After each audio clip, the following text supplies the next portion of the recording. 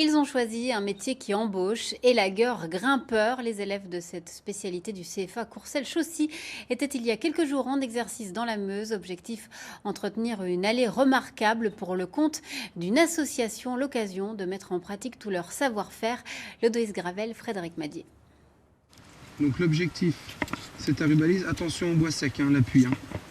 Sur les appuis, on essaie de les prendre. Des conseils personnalisés à 17 mètres au-dessus du sol. À la manœuvre, Lisa, jeune apprentie de la section élagage du CFA de Courcelles-Chaussy. Perchée dans ce pin sylvestre, elle doit atteindre les branches marquées par ses formateurs. Une passion qui devient pour elle un métier. Ce qui me plaît, c'est parce que déjà je suis dans la nature, puis j'aime bien tout ce qui est hauteur, je fais de l'escalade beaucoup, du coup j'aime bien tout ce qui est passion nature.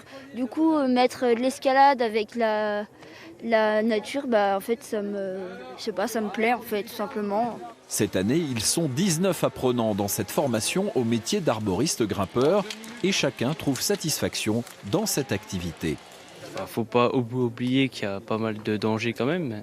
Mais on arrive à s'amuser, puis d'arriver que l'arbre il est moche, il est pas beau, il est sale, on arrive à rendre l'arbre sain et magnifique. Donc c'est un peu une satisfaction aussi. La profession recrute et il y a aujourd'hui plus de postes à pourvoir que de candidats.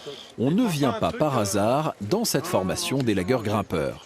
C'est eux qui viennent vers nous, c'est pas nous qui venons vers eux. Et en général, oui, il faut être motivé parce que regardez les conditions climatiques, on est à -5. Et puis on est tous dehors à vouloir grimper. Je dirais c'est un métier passion. Pour pouvoir durer dans la vie, dans cette vie-là, il faut vraiment en vouloir. Parce que là, il pleut pas, il fait peut-être froid, mais par toutes conditions, sauf on va dire quelques conditions extrêmes, il faut aller dehors et puis grimper dans les arbres.